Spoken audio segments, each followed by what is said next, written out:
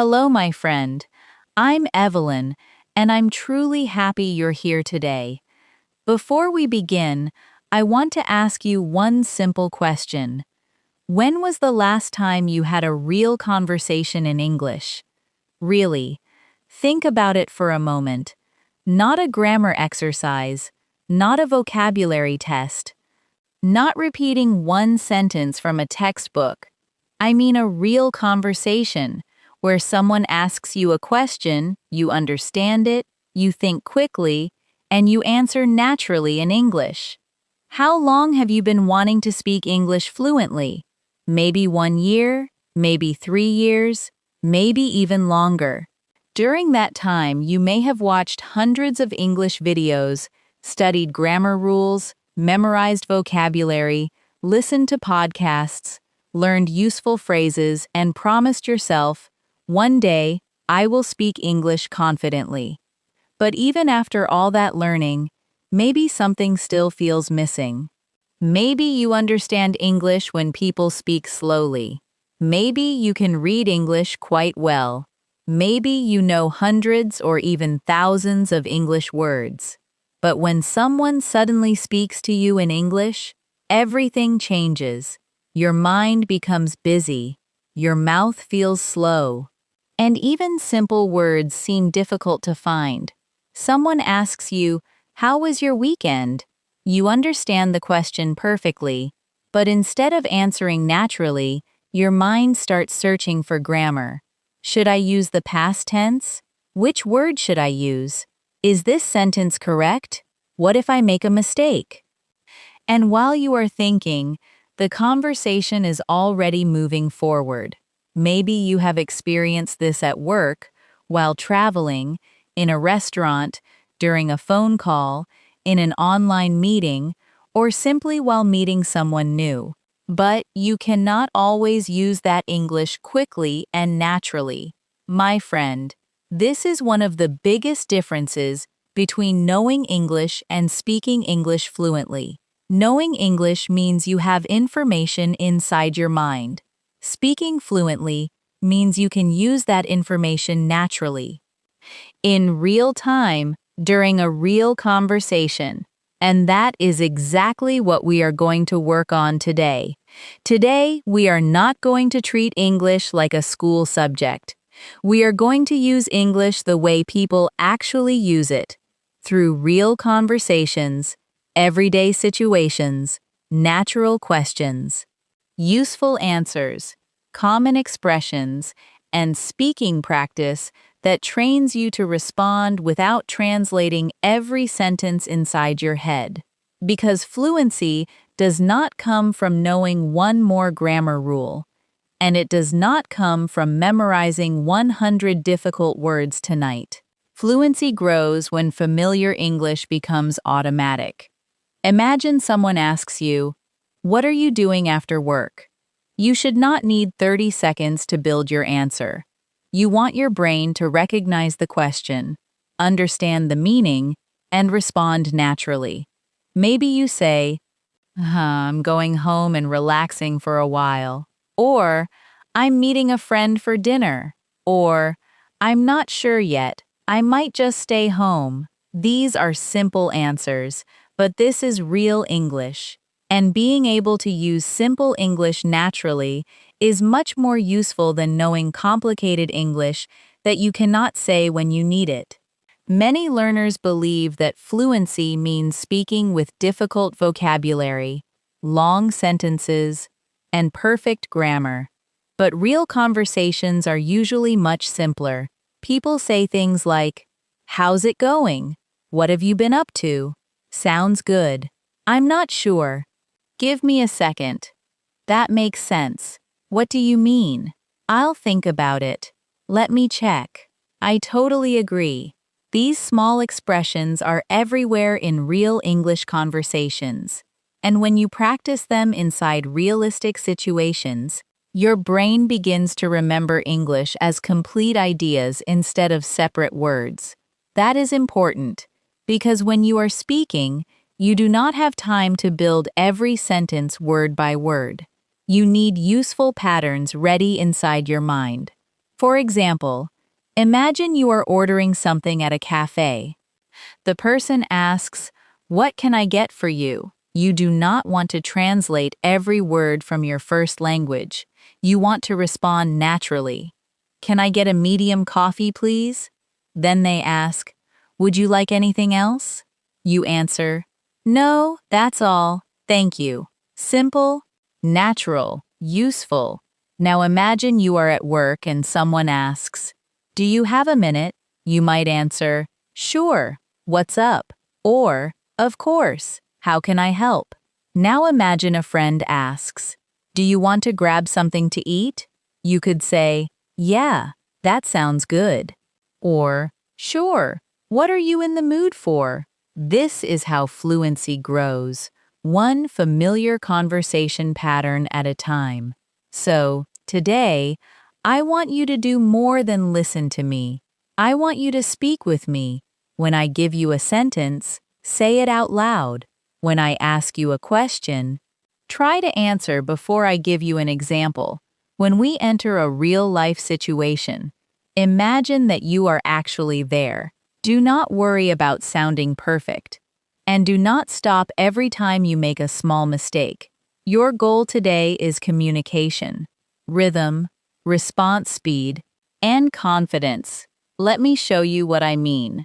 Imagine we meet for the first time and I ask you, "Hi, how are you doing?" Answer out loud. Maybe you said, "I'm doing well, thanks. How about you?" Excellent. Now I ask, "What have you been doing today?" Answer naturally. You might say, "I've been working most of the day," or "I studied English this morning," or "I've just been relaxing at home." Do you see what we are doing? We are training your English inside a conversation. You hear something, you understand it, and then you respond. That small process is extremely important because in real life, nobody gives you 5 minutes to prepare every answer. Real conversations move. Someone asks, you answer. Someone tells you something, you react. Someone does not understand you, you explain again. Someone changes the subject. You follow the conversation. Sometimes you know exactly what to say, and sometimes you need a little time. And even when you need time, fluent speakers have useful expressions that help them keep the conversation alive. They say, "Let me think for a second." They say, "That's a good question." They say, "I'm not completely sure, but..." They say, "How should I explain this?" These expressions give you thinking time without becoming completely silent. And we are going to practice skills like these today. I also want you to remember something very important. You do not need to understand every word in every conversation. Real communication does not work like an English exam. Sometimes you will miss a word, and that is okay. You can say, "Sorry, could you say that again?" Or, "Could you speak a little more slowly?" Or, "What does that mean?" Or, "Do you mean..." These are not signs of weak English. These are real conversation skills. Even native speakers ask people to repeat themselves. Even native speakers misunderstand things. Even native speakers sometimes need a moment to think. So stop expecting yourself to perform like a machine. Your goal is not perfect English. Your goal is effective English. You want to understand people, express your ideas, ask questions, react naturally, and continue the conversation even when your English is not perfect. Now imagine yourself 6 months from today. Someone begins speaking to you in English. This time, you do not panic. You listen. You understand the main idea. You answer with a simple sentence. They respond, and you continue. Maybe your grammar is not perfect, but you keep speaking. Maybe you forget one word. So you explain it another way. Maybe you need more time, so you say, "Let me think for a second." And instead of feeling afraid of the conversation, you begin enjoying it. That is the kind of fluency I want you to build. Not fake perfection, but real communication, not memorized speeches, but flexible conversations. Not English that only exists inside a notebook, but English that comes out of your mouth when you actually need it.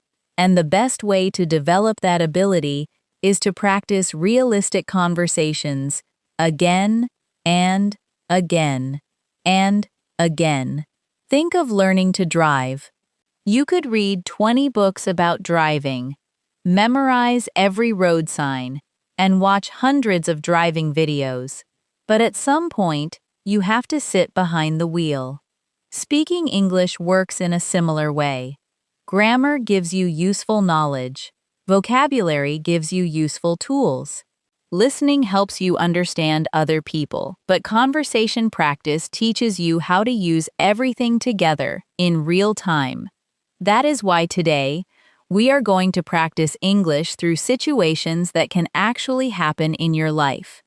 We will talk about simple daily conversations, meeting people, making plans, asking questions, responding naturally, dealing with small problems, talking about work, ordering things, sharing opinions, making conversation, and keeping communication going when you are not sure what to say. And throughout our practice, I want you to notice something. Many fluent conversations are built from simple sentences. You do not always need, "I would be extremely delighted to accompany you to the restaurant this evening." You can simply say, "Sure, I'd love to." You do not need, "I am currently experiencing uncertainty regarding my schedule." You can say, "I'm not sure if I'm free yet." Natural English is often shorter, easier, and more direct than learners expect. So when you practice today, do not try to impress anyone with difficult vocabulary. Try to sound clear, try to sound natural, try to respond without translating everything. And most importantly, keep speaking. If you make a mistake, continue. If your pronunciation is not perfect, continue. If you need to repeat a sentence 3 times, repeat it 3 times. Every repetition is training your brain. Every spoken sentence is building coordination between your thoughts, your memory, your mouth, and your ears. That is why speaking out loud matters so much. Reading silently may help you understand a sentence, but speaking it trains a different skill. So whenever I say, "Repeat after me," really speak. If you are alone right now, even better. Use your voice. Let your mouth practice English. Let yourself sound a little uncomfortable at first, because something interesting happens when you repeat natural English again and again. The sentence begins to feel familiar. Then the rhythm becomes easier. Then you stop thinking about every individual word. Eventually, the whole expression starts coming out naturally. For example, repeat this sentence after me. "I'm not sure yet, but I'll let you know." Again, a little more naturally. "I'm not sure yet, but I'll let you know." Now imagine somebody asks, "Are you coming with us tomorrow?" Answer, "I'm not sure yet, but I'll let you know." Good. Now repeat. "That sounds great. What time should we meet?" Again, "That sounds great. What time should we meet?"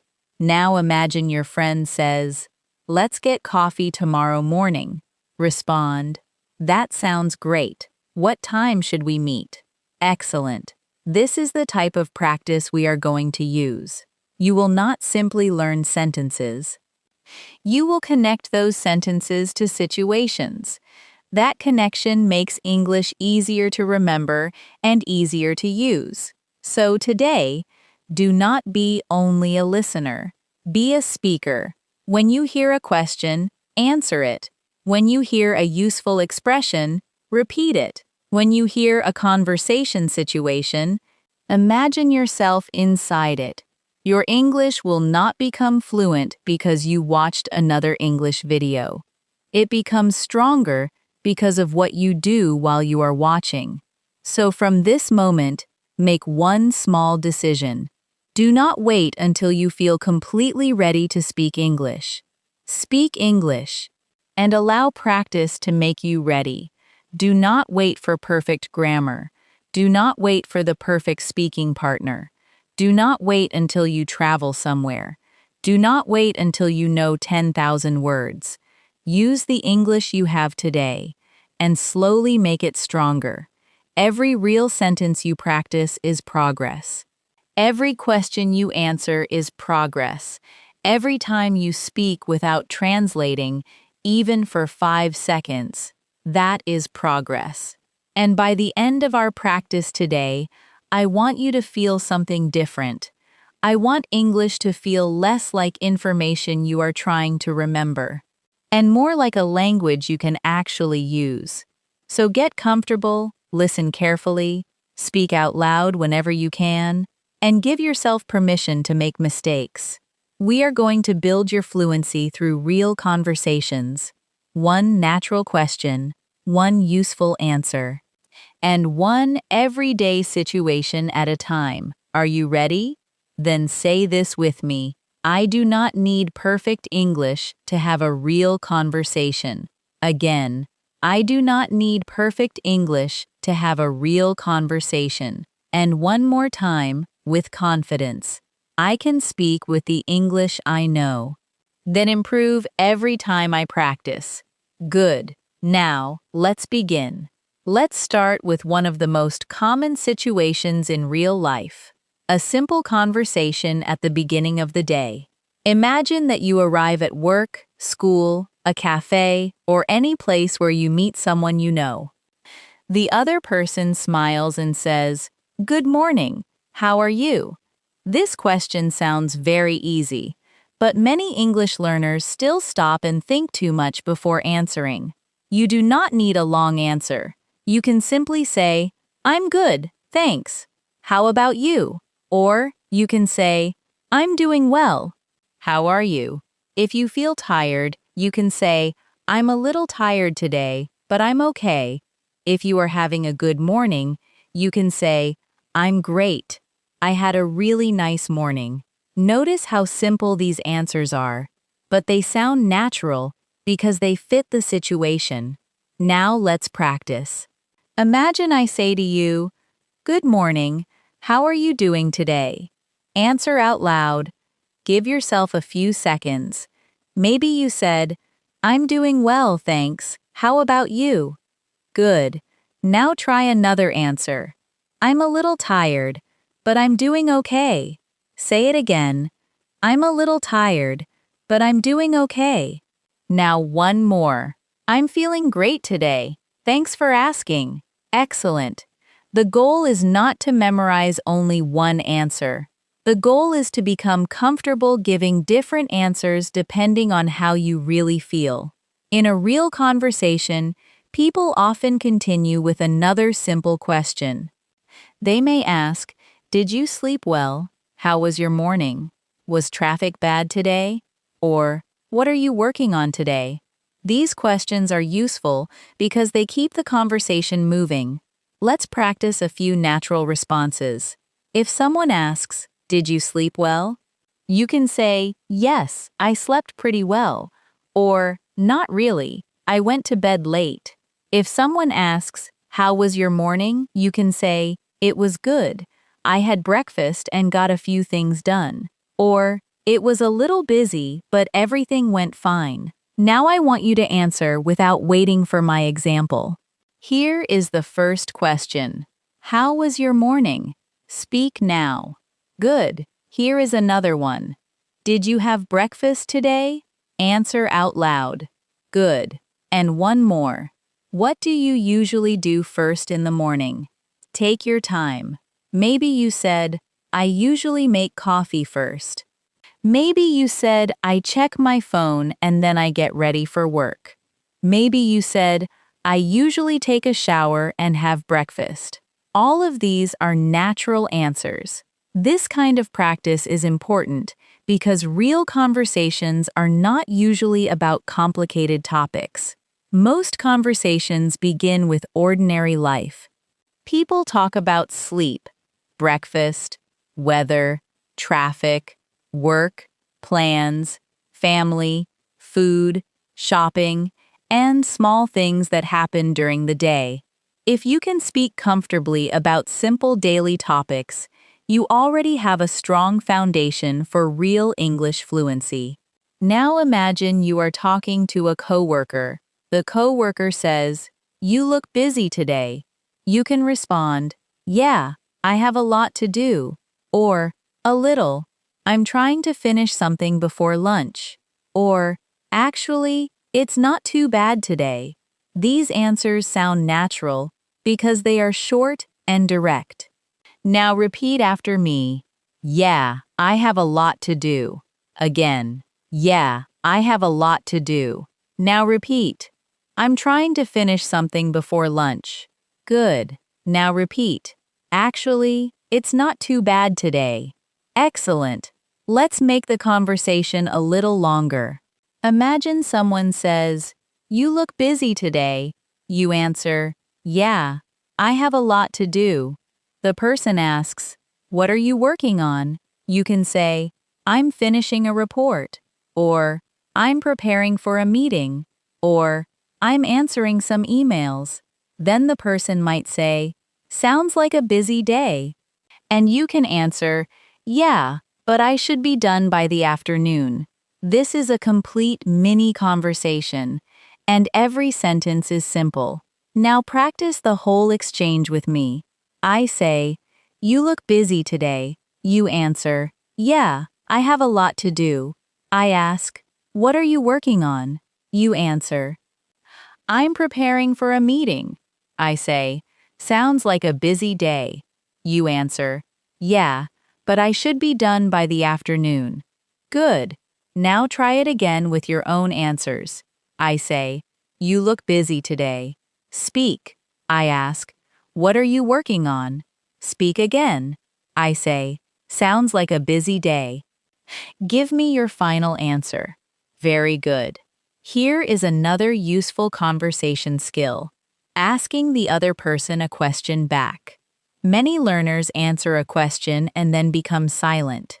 But a conversation becomes easier when you return the question. For example, someone asks, "How was your weekend?" You can say, "It was great. I spent some time with my family. How about yours?" That last question, "How about yours?" keeps the conversation alive. If someone asks, "What are you doing tonight?"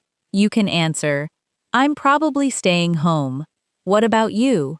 If someone asks, "Do you like this cafe?" you can say, "Yeah, I come here sometimes." "Do you come here often?" A simple question back can completely change the feeling of a conversation. Let's practice that now. I ask you, "What did you do yesterday?" Answer, and then ask me a question back. You might say, "I worked most of the day. How about you?" Good. Now I ask, "Do you like cooking?" Answer, and ask a question back. Maybe you say, "Yes, I do. I cook almost every day. What about you?" Great. One more. "What do you usually do on weekends?" Answer naturally, and remember to return the question. This is how real fluency begins. Not with long speeches, but with short exchanges that feel easy and familiar. You listen, you respond, you react, and you give the conversation somewhere to go. The more often you practice this pattern, the less pressure you will feel when someone speaks to you in English. Now, let's move into another everyday situation: meeting someone new. Imagine you are at a small gathering, a class, a workplace event, or even waiting in line somewhere. Someone says, "Hi, I don't think we've met. I'm David." You can simply say, "Hi, David. Nice to meet you. I'm Evelyn." Then they might ask, "So, what do you do?" This question usually means, what is your job, or what kind of work do you do?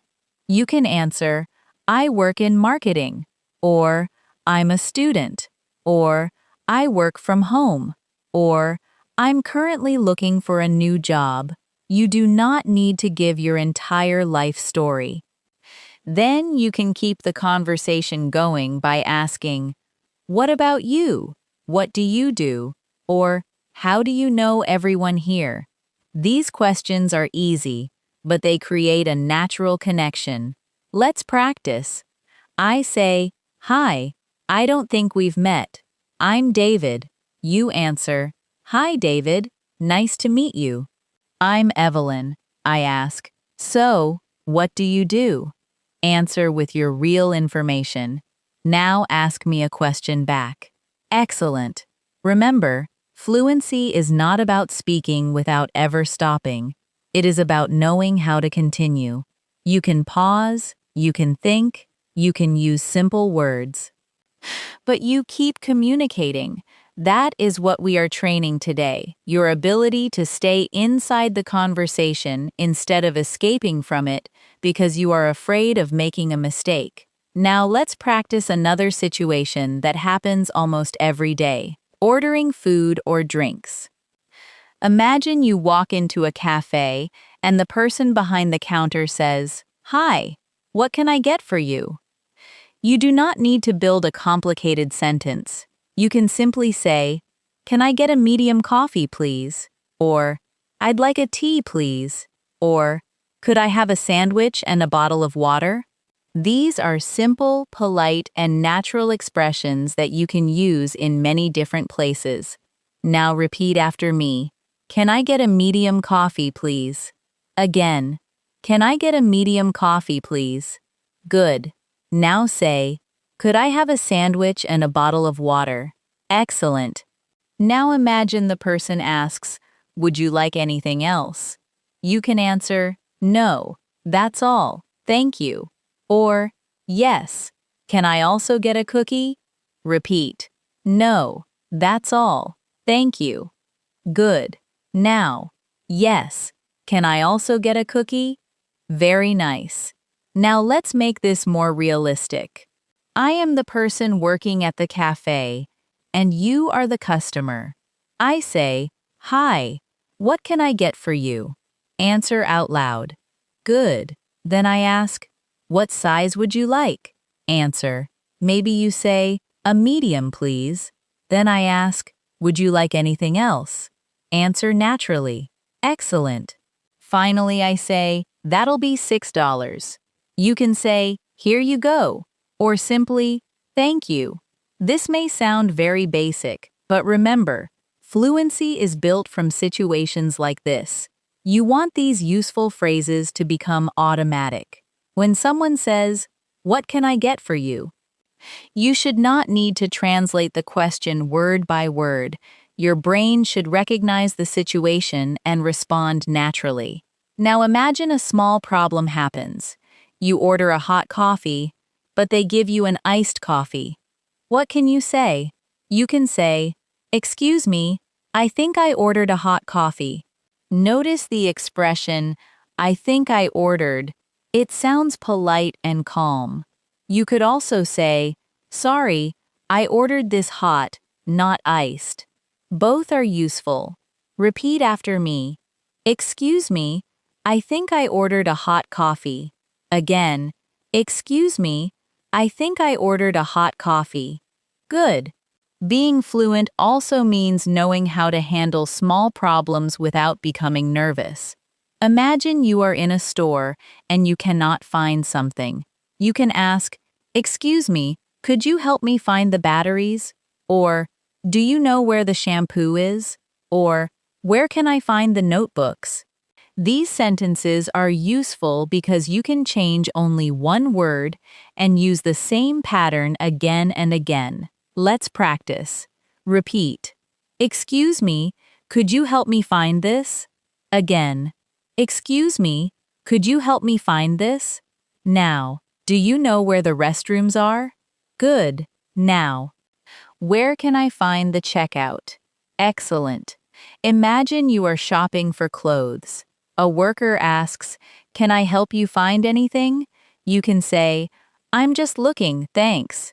This is an extremely useful sentence. Repeat, "I'm just looking, thanks." Good. Or perhaps you need help. You can say, "Yes, I'm looking for a black jacket." The worker may ask, "What size do you need?"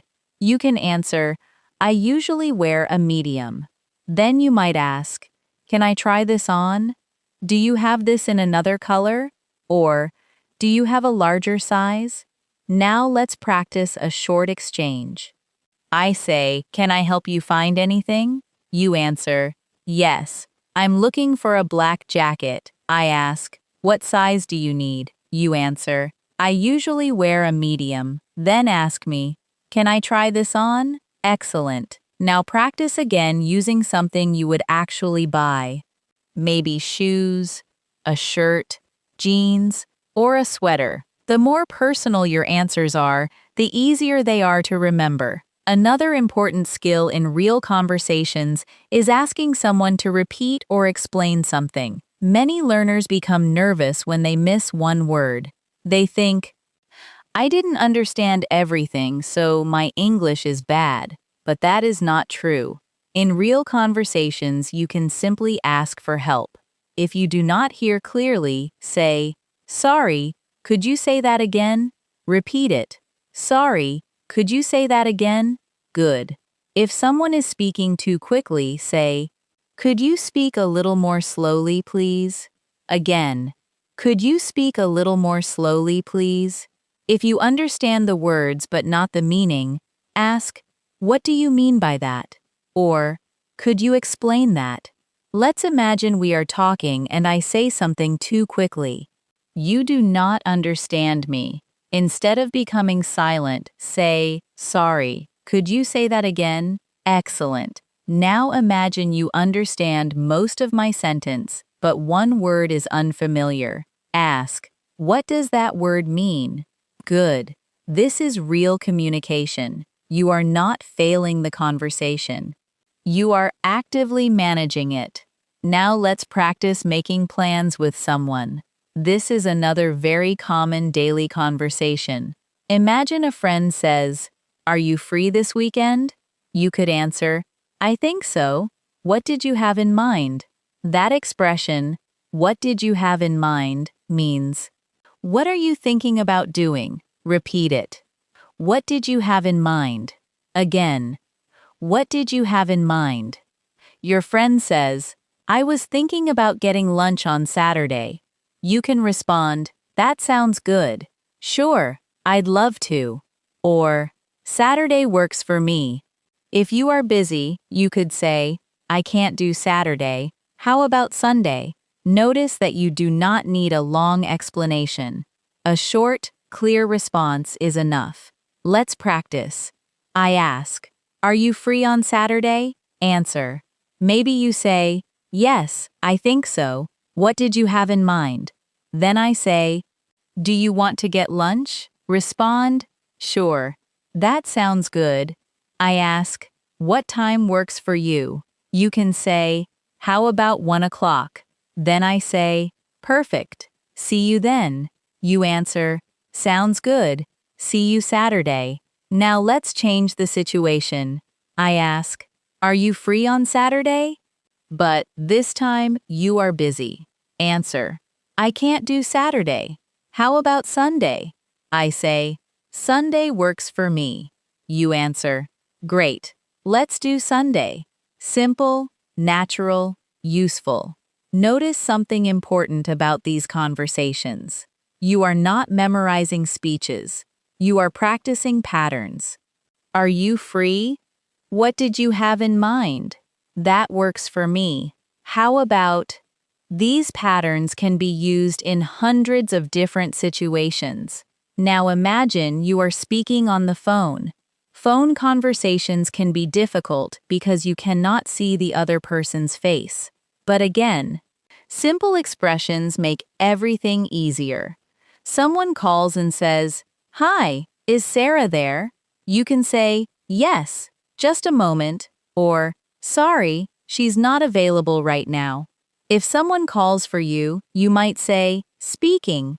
For example, may I speak to Evelyn? Speaking. This means you are already talking to Evelyn. If you did not hear the caller's name, you can ask, sorry, who's calling? Repeat, sorry, who's calling? Good. If the connection is bad, say, I'm sorry, you're breaking up. This means the sound is disappearing or becoming unclear. Repeat, I'm sorry, you're breaking up. Very good. You can also say, can you hear me? The connection isn't very good. Or, let me call you back. Now let's practice quickly.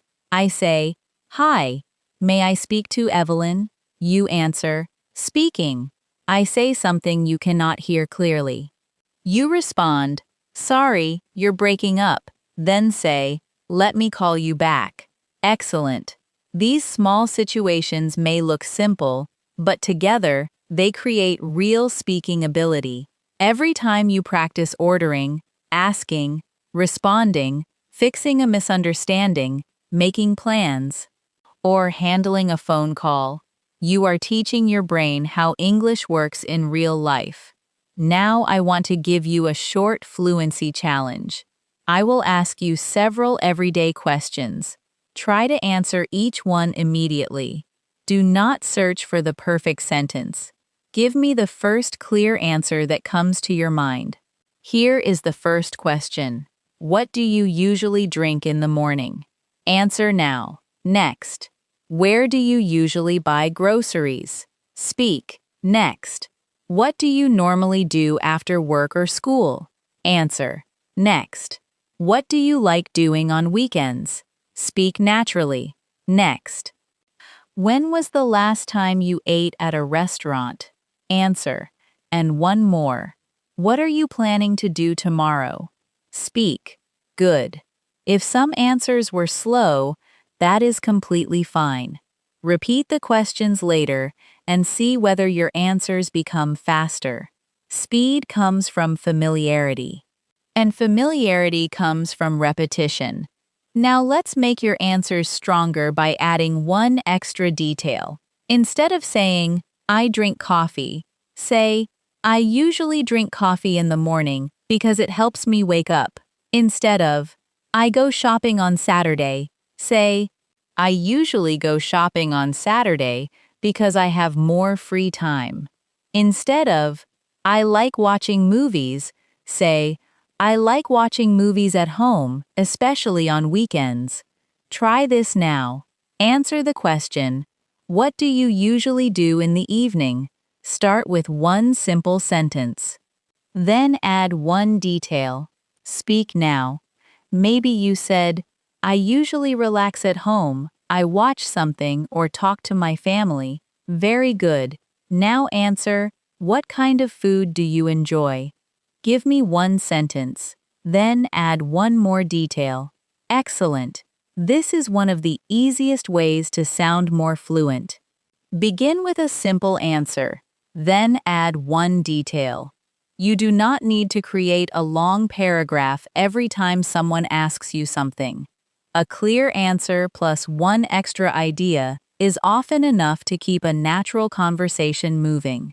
And remember, whenever you feel stuck, return to simple English. Simple English is not bad English. Simple English that you can use confidently is powerful. Say what you can say, then keep going. The more real conversations you practice, the more naturally your words will begin to come. Now let's practice another important part of everyday English. Asking for directions and understanding simple instructions. Imagine you are in a new place and you need to find a train station. You stop someone and say, "Excuse me, could you tell me how to get to the train station?" This is polite and natural. Repeat it slowly. "Excuse me, could you tell me how to get to the train station?" Again, "Could you tell me how to get to the train station?" Good. The person might say, "Go straight for 2 blocks, turn left at the traffic light, and you'll see it on your right." You do not need to understand every single word perfectly. Listen for the key information. Go straight 2 blocks, turn left, on your right. If the directions are too fast, you can say, "Sorry, could you repeat that more slowly?" Or you can check your understanding by saying, "So I go straight and then turn left, right?" This is a very useful conversation strategy. Instead of pretending that you understand everything, confirm the important information. Repeat after me. So I go straight and then turn left, right? Good. Now imagine someone gives you directions. Practice asking, "Is it far from here? Can I walk there? How long does it take?" These short questions can help you continue the conversation naturally. Let's try a mini situation. You are looking for a pharmacy. I say, "Can I help you?" You say, "Yes, I'm looking for a pharmacy." I say, "There's one across from the supermarket." You ask, "Is it far from here?" I answer, "No, it's about a 5-minute walk." You respond, "Great, thank you so much." Very good. Now imagine the same conversation again, but this time, choose a different place. Maybe you are looking for a bank, a cafe, a bus stop, or a grocery store. Speak your answer out loud. Another situation that often makes learners nervous is making an appointment. Maybe you need to call a doctor's office, a dentist, a salon, or another service. You can begin with, "Hi, I'd like to make an appointment." Repeat, "I'd like to make an appointment." Again, "I'd like to make an appointment." The person may ask, "What day works best for you?" You can say, "Do you have anything available on Friday?" Or, "Is there anything available in the afternoon?" If they offer you a time, you can say, "That works for me." If the time is not good, say, "I'm sorry, I can't make that time. Do you have anything later?" Notice the useful pattern. Do you have anything? You can use it in many situations. Do you have anything available tomorrow? Do you have anything earlier? Do you have anything after 3? This pattern helps you speak without creating every sentence from zero. Now practice with me. I say, "What day would you like to come in?" You answer, "Do you have anything available on Thursday?" I say, "We have an opening at 10 in the morning." You answer, "That works for me." Excellent. Now let's change it. I offer you 10 in the morning, but you are busy. Say, "I can't make that time. Do you have anything in the afternoon?" Good.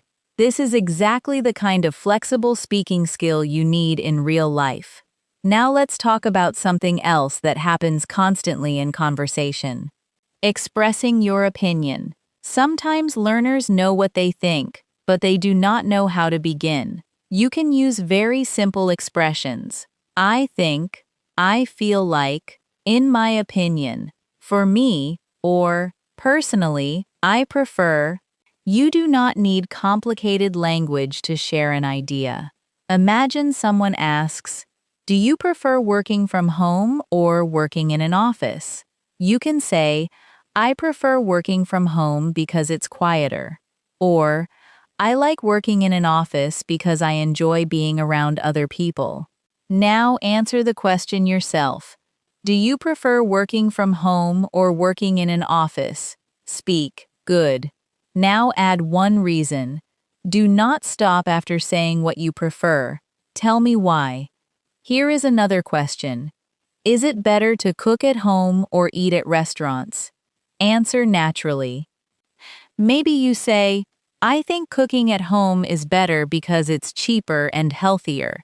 Or perhaps you say, "I enjoy restaurants because I like trying new food." Both answers are good because they communicate a clear idea. Now let's practice agreeing and disagreeing. If someone shares an opinion and you agree, you can say, "I agree. Exactly. That's true. I feel the same way." Or, "You're right." Repeat, "I feel the same way."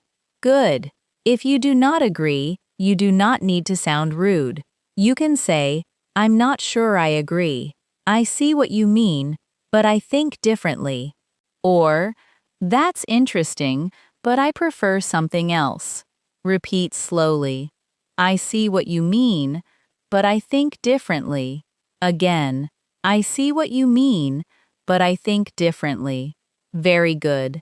This expression is especially useful because it allows you to disagree while keeping the conversation friendly. Now imagine I say, I think mornings are the best time to study English. If you agree, respond, I agree. I can focus better in the morning. If you disagree, say, I see what you mean, but I prefer studying in the evening. Now choose your real opinion and say it out loud. Good. Another important fluency skill is knowing what to do when you forget a word. This happens to everyone. You might be talking about something and suddenly, the word disappears from your mind. Do not stop the entire conversation. Explain the word in another way. Imagine you forget the word umbrella. You could say, it's the thing you use when it rains. The other person will probably understand and say, an umbrella? Then you say, yes, exactly. That is successful communication. Imagine you forget the word receipt. You can say, you know, the little paper they give you after you pay. This is much better than becoming silent. You are using the English you know to communicate the English you do not know. Let's practice this skill. Imagine you forget the word refrigerator. Try to explain it. You might say, it's the large machine in the kitchen that keeps food cold. Excellent. Now imagine you forget the word elevator. Explain it. It's the thing that takes you up and down inside a building. Very good. Now try headphones. You could say, they're something you wear over your ears to listen to music. Excellent. This skill can completely change your confidence because it teaches you that forgetting one word does not mean the conversation is over. You can describe, explain, compare, or give an example. Fluent communication is not about always knowing the perfect word. It is about finding a way to express your meaning. Now let's practice a conversation about a small daily problem. Imagine you are late meeting a friend. When you arrive, you can say, I'm so sorry I'm late. The traffic was terrible. Your friend may say, don't worry about it. You can respond, thanks for waiting. Simple and natural. Repeat, I'm so sorry I'm late. The traffic was terrible. Thanks for waiting. Good. Now imagine you are late because your bus was delayed. Say, sorry I'm late, my bus was delayed. Maybe you were looking for parking. Say, sorry I'm late, I couldn't find a place to park. These are useful sentences because small delays are part of real life. Now let's practice another small problem. You are at a restaurant and your order has not arrived. You can politely say, excuse me, we've been waiting for our food for a while. Could you check on our order? Repeat slowly. Could you check on our order? Again, could you check on our order? Good. Or perhaps you received the wrong meal. You can say, excuse me, I think this is the wrong order. Then explain, I ordered the chicken, not the pasta. Calm, clear, polite. Now I want you to notice something about all these examples. We are practicing communication that has a purpose. You need information. You ask. You do not understand. You clarify. You have an opinion. You express it. You forget a word. You explain it. There is a problem. You describe it and ask for help. This is real conversational fluency. Let's finish this section with another response challenge. I will give you a situation, and you say what you would naturally say. You are in a store and cannot find something. What do you say? Speak now. You are late meeting a friend. What do you say? Answer. Someone explains something too quickly. What do you say? Speak. You want to make an appointment for Friday afternoon. What do you say? Answer. Someone asks whether you prefer coffee or tea. Give your opinion and one reason. Speak. You forget an English word in the middle of a conversation. What can you do? Answer. Excellent. This kind of active practice is where your speaking starts to change. Do not simply recognize these sentences when you hear them. Use them with your own voice. Change them. Personalize them and connect them to your real life. The more often you do that, the less English will feel like something you have to build carefully inside your head. Instead, useful phrases will start appearing more quickly when you need them. And that is what fluency really feels like. Not knowing every word, not speaking perfectly, but being able to keep going. Now let's move into another kind of conversation that is very common in daily life. Talking about your day. This may sound simple, but it is one of the best ways to build fluency because you can practice it every single day. Someone may ask you, "How was your day?" Many learners answer with only, "It was good." That answer is correct. But if you want to become a stronger conversational speaker, try adding one or two details. You could say, "It was pretty good. Work was busy, but I finished everything I needed to do." Or, "It was a long day. I had a lot of meetings, so I'm a little tired." Or, "It was actually really nice. I had lunch with a friend and came home early." Now answer the question yourself. How was your day? Speak out loud. Start with a simple answer and then add one detail. Maybe you say, "It was good. I spent most of the day working." Or, "It was a little stressful, but everything turned out fine." Good. Now answer again, but this time add two details. "It was a busy day. I had a lot of work in the morning, and then I went shopping in the evening." Excellent. When you learn to add small details like this, your answers become more interesting, and the other person has more opportunities to continue the conversation. Imagine you tell someone, "I had a really busy day." They may ask, "What happened?" This is another useful question. You can respond, "I had an early meeting, then I had to finish a report, and after work I had to run a few errands." Notice the expression, "run a few errands."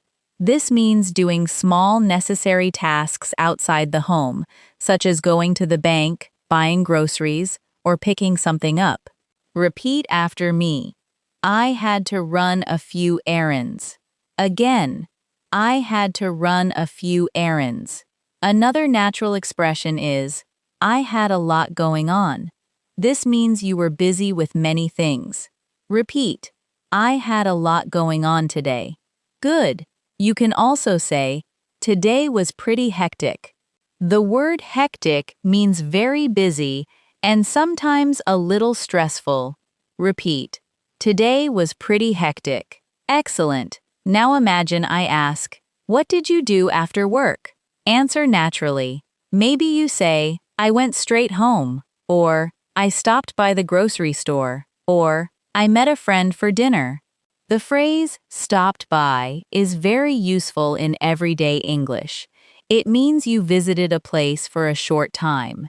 You can say, I stopped by the store. I stopped by my friend's house. I stopped by the bank on my way home. Repeat, I stopped by the grocery store on my way home. Again, I stopped by the grocery store on my way home. Very good. Now let's practice a short conversation. I ask, how was your day? You answer, it was pretty busy. I ask, what happened? You say, I had a lot going on at work, and then I had to run a few errands. I ask, what did you do after that? You answer, I went straight home and relaxed. Excellent. Now repeat the same conversation using your own real day. I ask, how was your day? Answer, What happened? Answer. What did you do after that? Speak naturally. Now let's talk about conversations with friends. Friends often speak in a relaxed way. Someone may call you and say, "Hey, what are you up to?" This means, "What are you doing?" You can answer, "Not much. I'm just relaxing. I'm making dinner. I'm heading home." Or, "I'm finishing some work." Repeat, "Not much. I'm just relaxing." Good. Now, "I'm heading home." Again, "I'm heading home." The expression, "I'm heading home," sounds very natural and simply means, "I'm going home." Your friend may say, "Do you want to hang out later?" Hang out means spend time together casually. You can answer, "Sure, I'm free tonight." "Yeah, that sounds fun." Or, "I'd love to, but I'm pretty tired tonight." If you cannot go, you can suggest another time. "I can't tonight, but how about tomorrow? Let's practice." I ask, "What are you up to?" You answer, "Not much. I'm just relaxing." I ask, "Do you want to hang out later?" You say, "Sure. What did you have in mind?" I say, "Maybe we could get something to eat." You respond, "Sounds good to me." Excellent. Now imagine you do not want to go out. You can still respond naturally and politely. I ask, "Do you want to hang out later?" You say, "I'd love to, but I'm really tired tonight. Maybe another day?" That is much more natural than simply saying, "No." Repeat, "I'd love to, but I'm really tired tonight." Again, "Maybe another day?" Great. Another common part of real conversation is reacting to what someone tells you. This is something learners sometimes forget. Conversation is not only questions and answers. You also need small reactions that show you are listening. Imagine your friend says, "I finally got a new job." You can say, "That's great. Congratulations. I'm really happy for you." If they say, "I had a terrible day at work," you might say, "Oh no, what happened? That sounds rough." Or, "I'm sorry to hear that." Repeat, "That sounds rough." Good. Now, "I'm sorry to hear that." Excellent.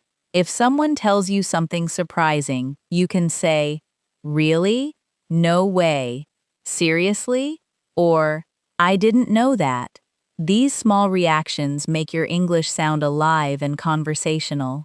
Let's practice. I say, "I'm moving to a new apartment next month." React naturally. Maybe you say, "Really? That's exciting." Good. I say, "I lost my phone yesterday." React, "Oh no. Did you find it?" Excellent. I say, "I've decided to learn another language." React, "That's great. Which language?" Very good. Notice what you are doing. You are not only responding, you are showing interest and giving the other person a reason to continue talking. Now let's practice a real conversation about weekend plans. I ask, "Do you have any plans for the weekend?" You can say, "Nothing special. I'll probably relax at home." Or, "Yeah, I'm meeting some friends on Saturday." Or, "I haven't decided yet." Repeat, "I haven't decided yet." Again, "I haven't decided yet." If someone says, "I'm going hiking this weekend," you might respond, "That sounds fun. Where are you going?" If they say, "I'm staying home and catching up on some sleep," you can say, "Honestly, that sounds pretty good too." The phrase, "catching up on sleep," means getting extra sleep because you have not been sleeping enough. Repeat, "I need to catch up on some sleep." Good. Now I want you to practice extending your answers. I will ask a question. Give me one answer, one reason, and one extra detail. What do you normally do on weekends? Speak now. Maybe you say, "I usually stay home because I'm tired after the week." Sometimes I watch movies or spend time with my family. Excellent. Now, do you enjoy cooking? Answer, give a reason, and add one detail. Maybe, yes, I do because it helps me relax. I usually cook simple meals in the evening. Very good. Now, do you prefer mornings or evenings? Speak. Maybe I prefer evenings because I have more free time. I usually relax, listen to something, or talk with my family. Excellent. This simple pattern, answer, reason, detail, can help you speak much longer without making your English complicated. Now let's practice another useful skill, telling a short story. You do not need advanced English to tell someone what happened. You just need to organize the story in a simple order. You can begin with yesterday, this morning, last weekend, or a few days ago, then explain what happened. You can use words like first, then, after that, and finally. For example, yesterday, I went to the grocery store after work. First, I bought a few things for dinner. Then I realized I had forgotten my wallet in the car. I went back outside, got my wallet, and returned to the store. After that, I paid for everything and went home. It was a small problem, but it made me laugh. Notice how simple that story is. There are no difficult words, but the listener can follow it easily. Now let's build your own short story. Think about something that happened yesterday. Maybe you went somewhere, talked to someone, cooked something, had a problem, or did something interesting. Start with yesterday. Speak now. Then say first and tell me what happened. Now. Then, now, after that, and finally, in the end. Excellent. You have just practiced telling a real story in English. Another powerful way to sound more fluent is to connect your sentences instead of speaking in disconnected pieces. Instead of saying, I went to work, I was tired, I drank coffee, I had a meeting, you can say, I went to work feeling pretty tired, so I got some coffee before my first meeting. The ideas connect naturally. You do not need complicated connectors. Words like and, but, because, so, then, and after that are enough for many everyday conversations. Listen to the difference. I was tired. I stayed home. Now listen. I was tired, so I stayed home. Much smoother. I wanted to go out. It was raining. Now, I wanted to go out, but it was raining. I called my friend. Needed some advice. Now, I called my friend because I needed some advice. Repeat. I was tired, so I stayed home. I wanted to go out, but it was raining. I called my friend because I needed some advice. Excellent. Now create your own sentence with because. Speak. Create one with but. Now one with so. Very good. As you continue practicing real conversations, remember that fluency is not about rushing. Speaking quickly is not the same as speaking fluently. A fluent speaker can speak at a comfortable speed. Pause when necessary. Choose clear words and keep the message moving. So when you practice, do not force yourself to speak too fast. Focus on smoothness. Focus on complete ideas. Focus on natural rhythm. Try this sentence slowly. I wanted to call you, but I got busy at work. Again. I wanted to call you, but I got busy at work. Now say it naturally without the long pause. Good. Now try.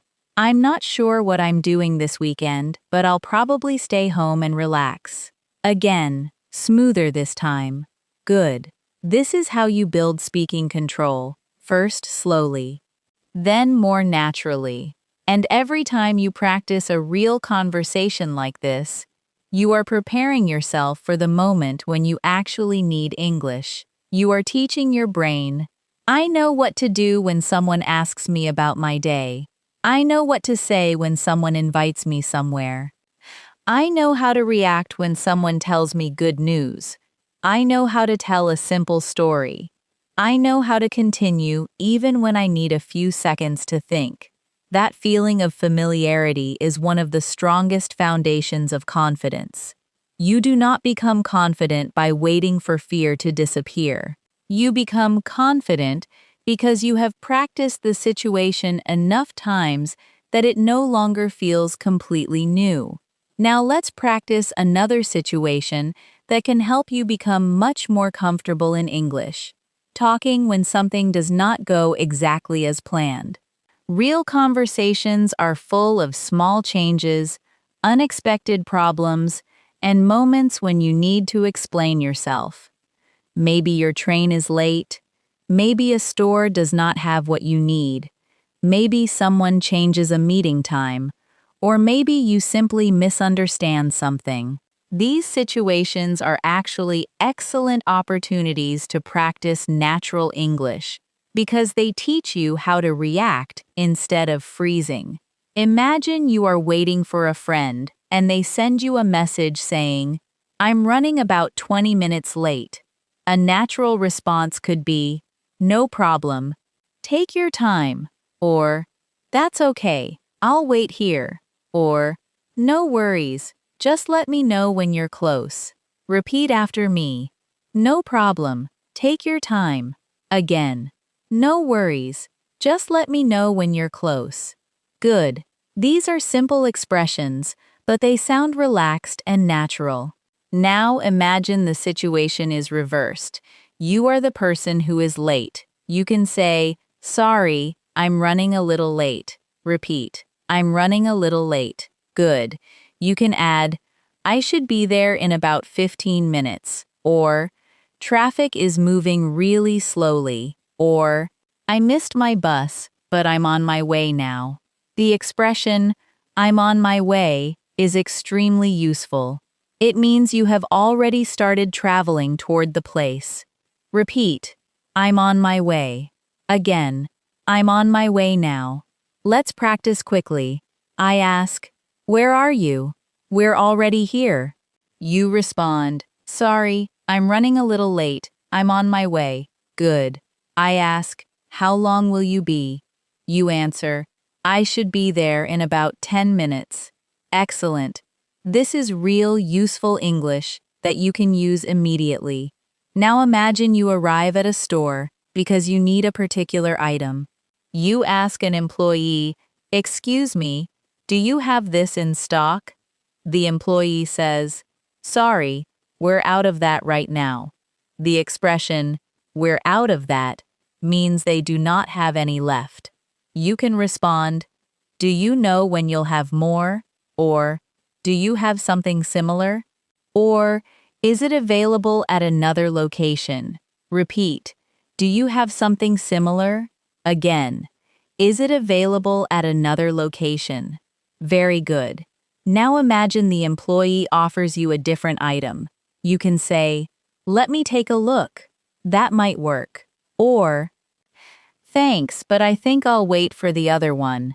These small phrases help you make decisions naturally without using long, complicated sentences.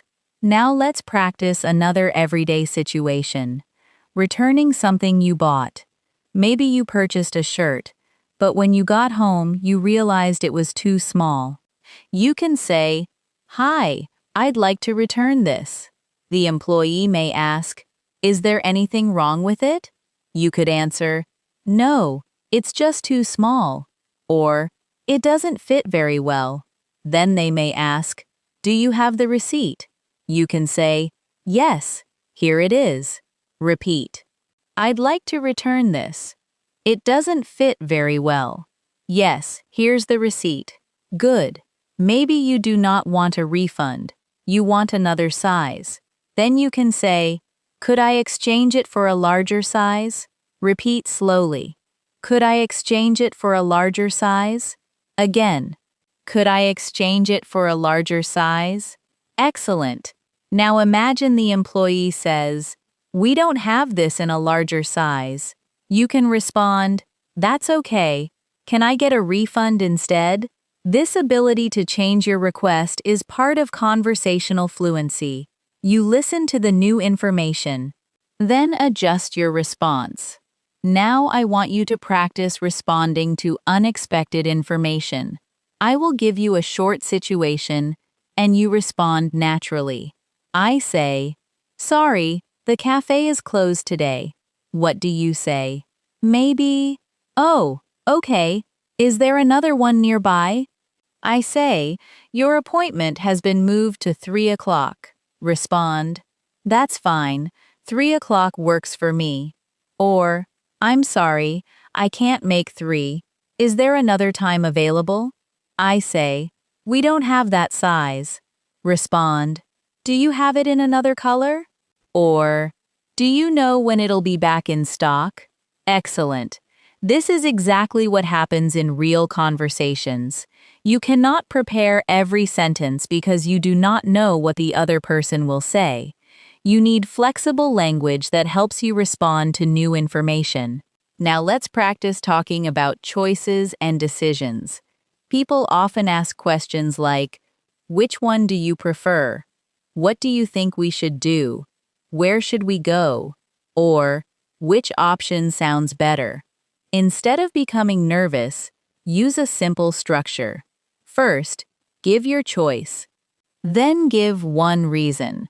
For example, "I think the first option is better because it's cheaper." Or, "I'd rather go tomorrow because I'm busy today." Or, "Let's take the train. It'll probably be faster." Repeat, "I think the first option is better. I'd rather go tomorrow. Let's take the train." Good. Now answer this question. Would you rather eat at home or go to a restaurant tonight? Speak, add one reason. Maybe you say, "I'd rather eat at home because I'm tired." Great. Now, would you rather travel by car or by train? Answer. Give one reason. Now, would you rather study English in the morning or at night? Answer naturally. Very good. You are practicing not only vocabulary, but decision-making in English. That is important because fluency means reducing the time between your thought and your spoken answer. Now let's move into a conversation about asking for help. Some learners feel uncomfortable asking questions because they worry about grammar. But in real life, asking for help is normal. Imagine you are carrying several heavy bags and someone is nearby. You can say, "Excuse me, could you give me a hand?" The expression, "give me a hand," means help me. Repeat, "Could you give me a hand?" Good. Maybe you are at work and do not understand something. You can say, "Could you show me how to do this?" Or, "Can you help me with this when you have a minute?" Or, "I'm not sure I understand. Could you explain it again?" Repeat. "Can you help me with this when you have a minute?" Again. "Could you explain it again?" Excellent. Now imagine someone asks you for help. They say, "Could you help me move this table?" You can say, "Sure, no problem. Of course. Yeah, give me a second."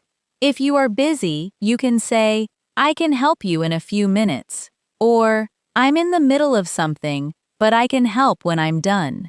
The expression, "I'm in the middle of something," means you are currently busy doing something. Repeat, "I'm in the middle of something." Good. Now, "I can help when I'm done." Excellent. Let's practice a complete exchange. I say, "Hey, could you give me a hand with this?" You answer, "Sure. What do you need?"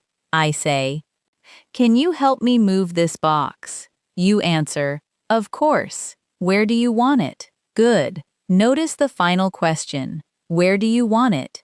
You are not only agreeing to help, you are continuing the interaction. Now let's talk about another everyday skill, making small talk. Small talk is the light conversation people have when they do not know each other very well, or when they are waiting together. It might happen in an elevator, before a meeting, at a party, in a waiting room, or while standing in line. The weather is one of the easiest topics. You can say, "It's really hot today, isn't it?" Or, "Looks like it might rain." Or, "It's finally getting cooler." The other person might respond, "Yeah, I know. It's been really warm all week." Then you can say, "I hope it cools down soon." But small talk is not only about weather. You can talk about the place you are in. Have you been here before? Is it usually this busy? Do you come here often? How do you know the host? These simple questions can open a conversation naturally. Imagine you are at an event. You say to someone, "Have you been to one of these events before?" They say, "No, this is my first time." You can respond, "Same here. I wasn't sure what to expect." Now the conversation has started. Repeat. "Have you been here before?" "Same here. I wasn't sure what to expect." Great. Now I want you to practice starting a conversation. Imagine you are sitting next to someone before a class begins. What could you say? Maybe, "Hi, is this your first class here?" Good. Imagine you are waiting in a long line. You could say, "It's pretty busy today, isn't it?" Good. Imagine you are at a friend's gathering and you do not know many people. You could ask, "How do you know everyone here?" Excellent. Starting small conversations becomes easier when you stop expecting yourself to say something impressive. You only need one natural opening. After that, listen carefully and respond to what the other person says. Now let's practice listening for information and asking follow-up questions. Imagine someone says, "I just got back from a trip." You could ask, "Oh, nice. Where did you go?" They say, "I went to Chicago." You might ask, "How long were you there?" They answer, "4 days." You can say, "Did you have a good time?" Notice how each question comes from the information you just heard. You do not need to prepare 10 questions in advance. Listen for one detail, then ask about that detail. Let's try. I say, "I started a new job last week." Ask me one natural follow-up question. Maybe, "How is it going?" Good.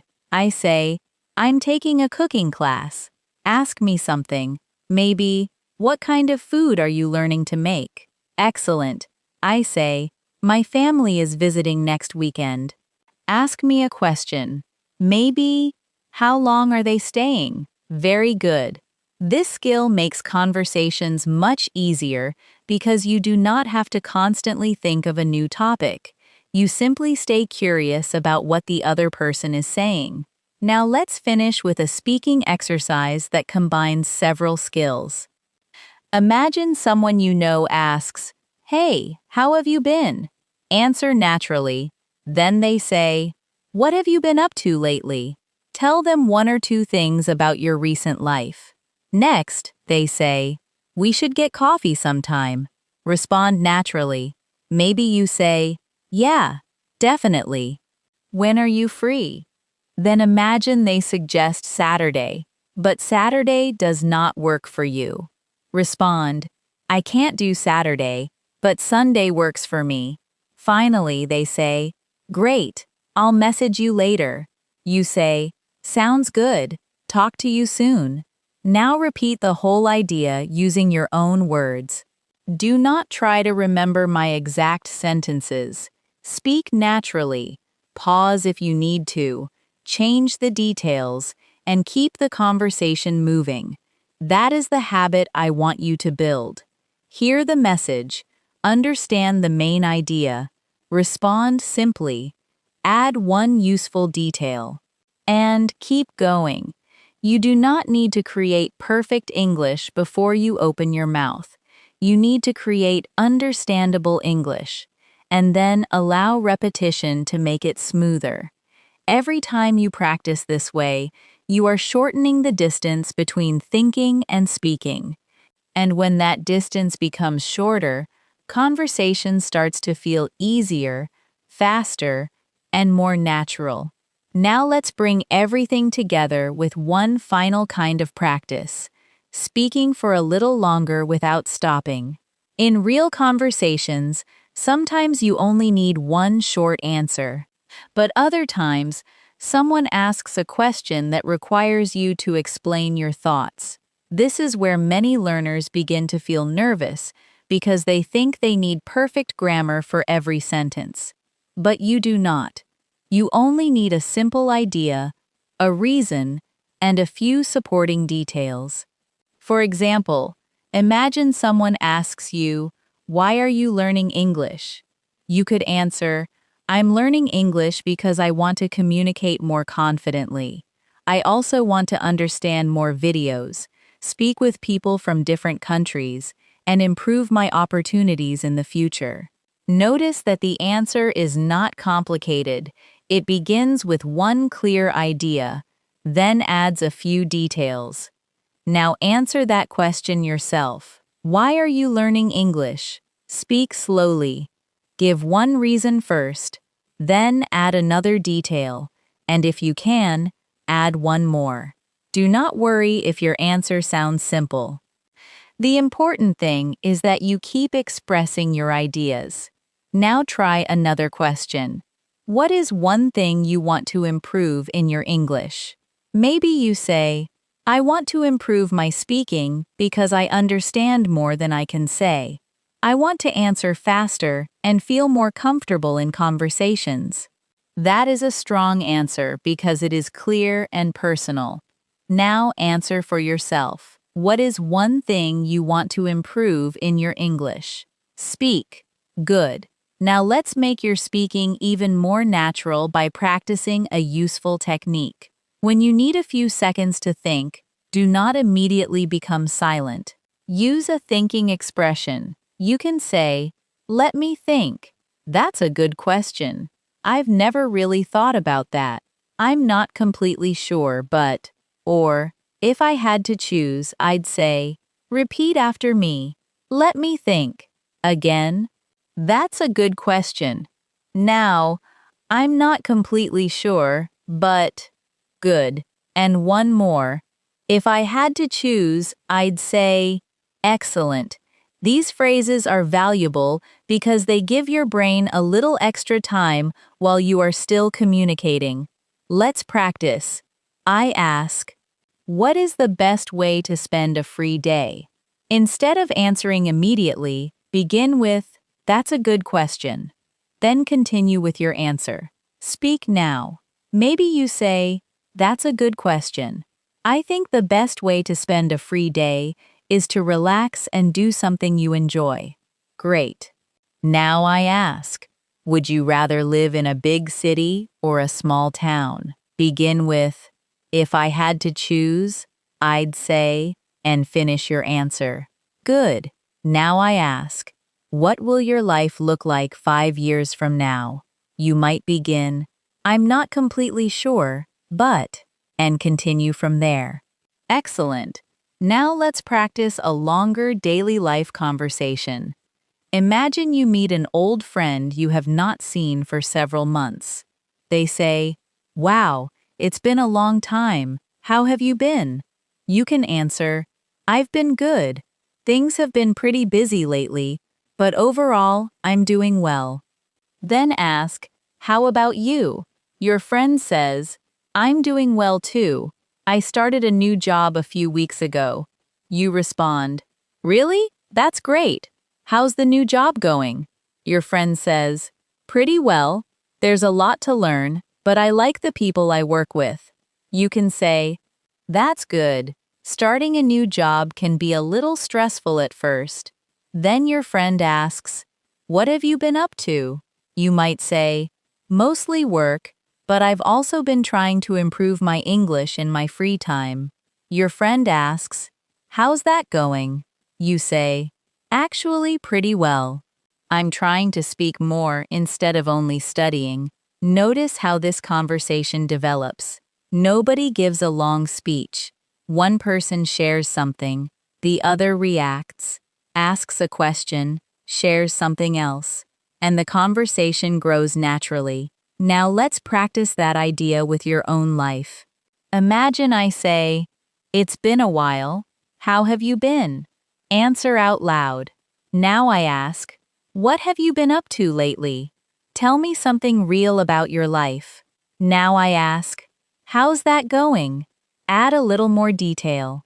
Good. That is real conversation practice. Now let's work on another important skill, changing the subject naturally. Sometimes one topic finishes and you want to move to another topic. You can use expressions like, "By the way," "Speaking of that," "That reminds me," or "Before I forget." For example, "By the way, are you free tomorrow? Speaking of work, how did your meeting go? That reminds me, I need to call my brother." These phrases make topic changes feel smoother. Repeat. "By the way, speaking of that, that reminds me." Good. Now imagine you are talking about work, but you suddenly remember that you want to invite your friends somewhere. You could say, "By the way, are you doing anything Friday night?" That small phrase helps you move naturally into a new topic. Another useful conversation skill is ending a conversation politely. You do not always need to wait until the conversation becomes awkward. If you need to leave, you can say, "It was really nice talking to you. I should get going. I'll let you get back to what you were doing." Or, "I'll talk to you later." Repeat. "I should get going." Again. "It was really nice talking to you.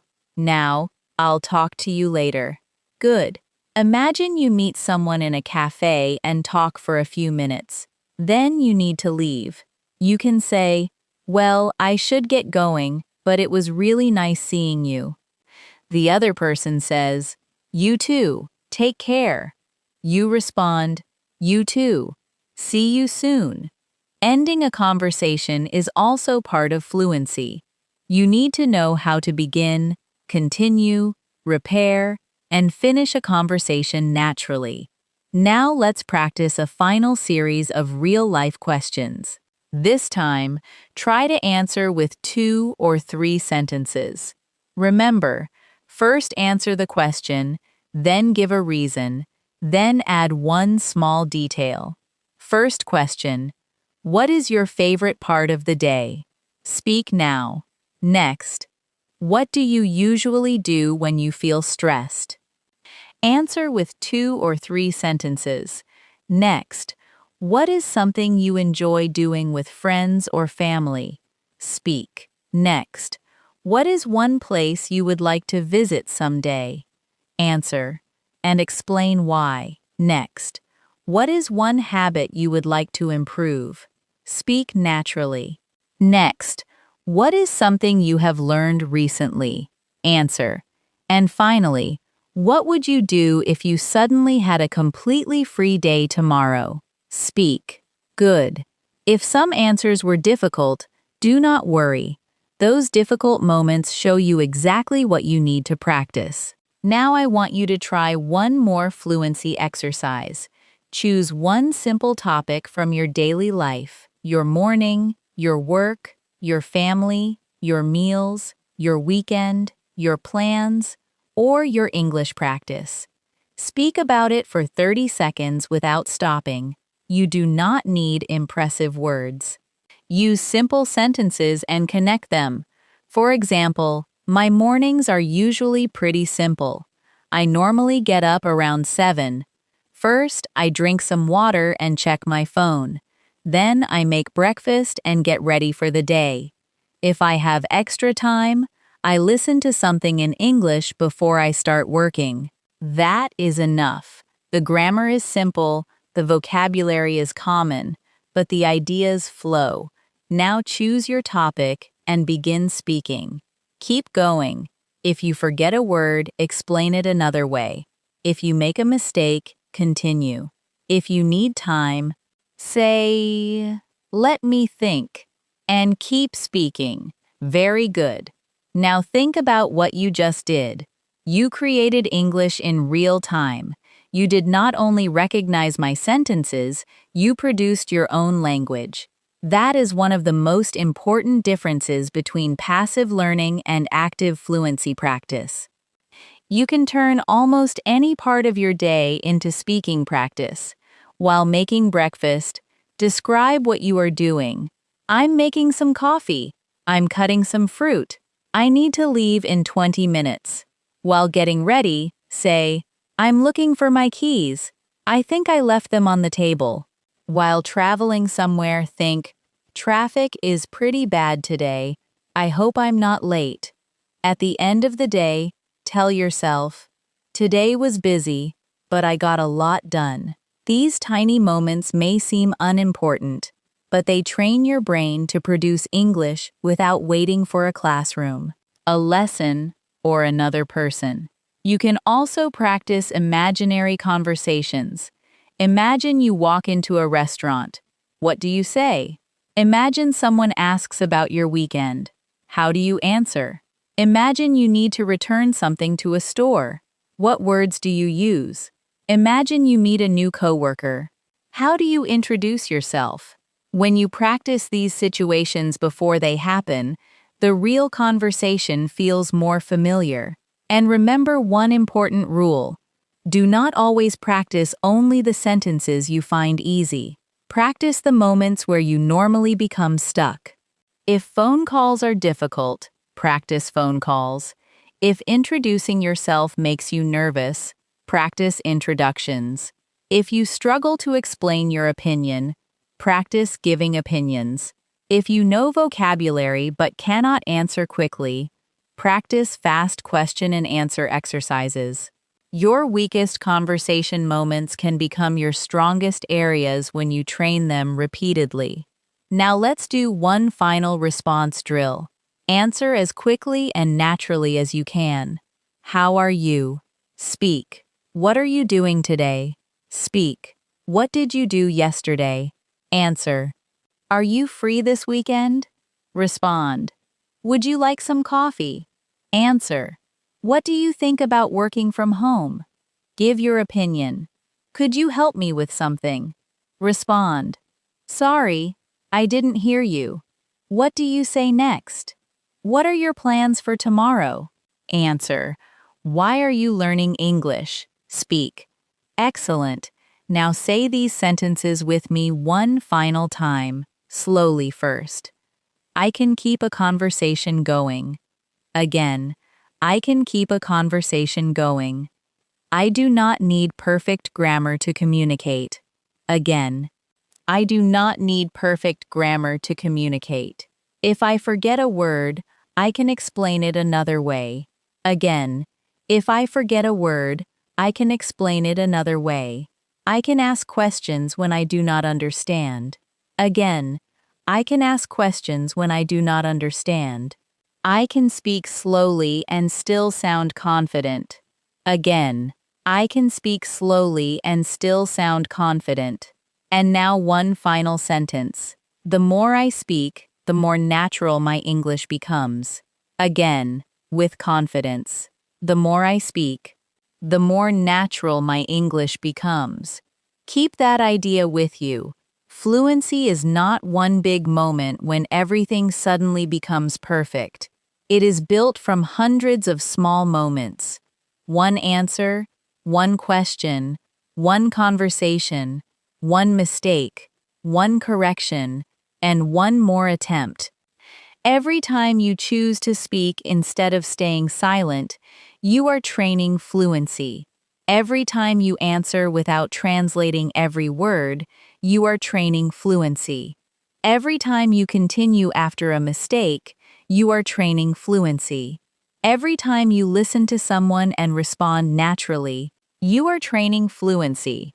And every time you practice a real conversation before you actually need it, you are preparing yourself to use English with more confidence when that moment arrives. So do not measure your progress only by how many new words you know, or how many grammar rules you remember. Also ask yourself, can I respond more quickly than before? Can I explain my ideas more clearly? Can I keep talking when I forget a word? Can I ask a follow-up question? Can I continue after making a mistake? Those are real signs that your speaking ability is growing. Your goal is not to sound like someone else.